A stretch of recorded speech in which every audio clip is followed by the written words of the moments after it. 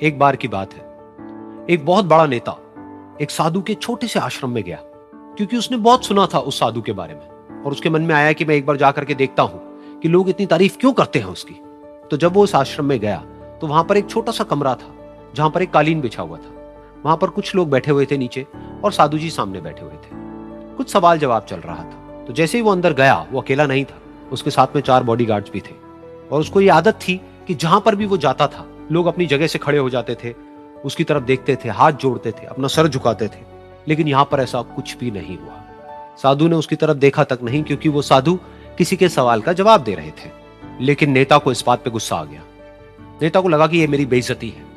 तो उस नेता ने साधु की बात को बीच में ही काटते हुए थोड़ा गुस्से से कहा, मैं आपसे कुछ कहना चाहता हूं। साधु ने उसकी तरफ देखा और बोले, आप थोड़ी देर रुकिए, पहले मैं इनके सवाल का जवाब दे लूं, उसके बाद में मैं आपसे बात करूंगा। तब तक अगर आप चाहें तो आप बैठ सकते हैं। बस साधु का इतना कहने की देर थी। नेता का चेहरा गुस्से से लाल हो गया और फिर उसने अपना सारा गुस्सा उस साधु के ऊपर निकाल दिया। अभी तक वो नेता बहुत ही तमीज से बात कर रहा था, यानी कि आप कह करके बात कर रहा था। अब वो तू तड़ाक पे उतर आया। नेता ने उस साधु को कहा, तुझे पता भी है मैं कौन हूं और तू किससे बात कर रहा है? साधु ने उसकी तरफ देखा और कहा, मुझे इससे कोई फर्क नहीं पड़ता कि आप कौन हैं, लेकिन आप जो कोई भी हैं, अगर आप चाहते हैं कि मैं आपके सवाल का जवाब दूं या आपसे बात करूं तो आपको कुछ देर रुकना होगा। और साधु के ये कहते ही नेता गुस्से से पागल हो गया और वहीं सबके सामने चीखने चिल्लाने लग गया, अब मैं तुझे तेरी असली औकात दिखाऊंगा। तूने मुझसे पंगा लेकर के ठीक नहीं किया है। तुझे पता भी है मैं तेरे बारे में क्या सोचता हूं। साधु ने फिर से उसकी तरफ देखा और बड़े ही प्रेम से कहा कि मुझे इससे कोई फर्क नहीं पड़ता है कि आप मेरे बारे में क्या सोचते हैं। आप जो चाहे वो मेरे बारे में सोच सकते हैं। फिर उस नेता ने बोला कि तू चाहे सुनना चाहता है या नहीं, लेकिन मैं तुझे बताऊंगा यही सबके सामने कि मैं तेरे बारे में क्या सोचता हूं। तू एक बहुत ही घटिया इंसान है। तू कोई साधु नहीं है, तू एक ढोंगी है, पाखंडी है और यहां पर जितने भी लोग बैठे हैं उन सबको बेवकूफ बना रहा है। तेरा बस एक ही मकसद है कि इन लोगों की जेब में जितना भी पैसा है वो सब तेरे पास में आ जाए। तू अपने फायदे के लिए इन लोगों का इस्तेमाल कर रहा है और अब मैं तुझे नहीं छोड़ने वाला। तेरा पर्दाफाश करके रहूंगा पूरी दुनिया के सामने। लेकिन उसके इतना बोलने के बाद भी उस साधु के चेहरे पर हल्की सी मुस्कान बनी ही रही।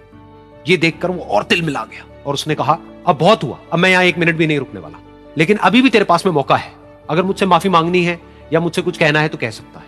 इतना सब होने के बाद भी साधु बिल्कुल शांत था और उनके चेहरे पर एक मुस्कान थी। उन्होंने अपनी आंखें बंद कर ली। फिर साधु ने अपनी आंखें खोली, हाथ जोड़े और कहा कि मुझे आपसे कोई गिला शिकवा नहीं है। मेरे मन में आपके लिए कोई भी गलत ख्याल नहीं है। जो भी आपने मेरे बारे में कहा वो आपकी अपनी सोच थी। तो मुझे आप में कोई भी बुराई नजर नहीं आती है। मुझे आप एक बहुत ही भले इंसान लगते हैं। और साधु के इतना कहते ही नेताजी का दिमाग 7वें आसमान पर पहुंच गया। उनके चेहरे पर एक अजीब सी खुशी थी, क्योंकि उस साधु ने वो ही कहा जो बाकी सब लोग उस नेता को कहते हैं। और वो खुशी खुशी उस आश्रम से अपने घर की तरफ चला गया और जा करके अपने पिताजी के साथ में बैठ गया। उसके पिताजी की आंखें बंद थी और वो ध्यान में थे। पूरी जिंदगी उन्होंने सिर्फ लोगों की सेवा करी और बदले में कुछ भी एक्सपेक्ट नहीं किया। तो थोड़ी देर बाद जब उन्होंने अपनी आंखें खोली और देखा अपने बेटे को अपने साथ बैठे हुए, तो उनके बेटे के चेहरे पर आज एक अजीब सी खुशी थी जो आज से पहले उन्होंने कभी नहीं देखी थी। फिर उसने एक एक करके सब कुछ बताया कि आज क्या हुआ, किस तरह से वो आश्रम गया, वहां पर क्या हुआ, उसने क्या कहा, उन्होंने क्या कहा। तो जब इसके पिताजी ने पूरी बात सुनी तो थोड़ा सा मुस्कुराए और अपने बेटे को देख करके बोले कि उन्होंने तुम्हारी तारीफ नहीं करी है, क्योंकि उन्होंने वो नहीं कहा कि जो तुम हो, उन्होंने वो कहा कि जो वो खुद है। और तुमने जो भी कुछ उनको कहा वो नहीं कहा कि जो वो है, बल्कि तुमने वो कहा जो तुम खुद हो। यही बात वेदों में भी कही गई है, यथा दृष्टि तथा सृष्टि। ये दुनिया तुम्हें वैसी नहीं दिखती है जैसी कि ये दुनिया है।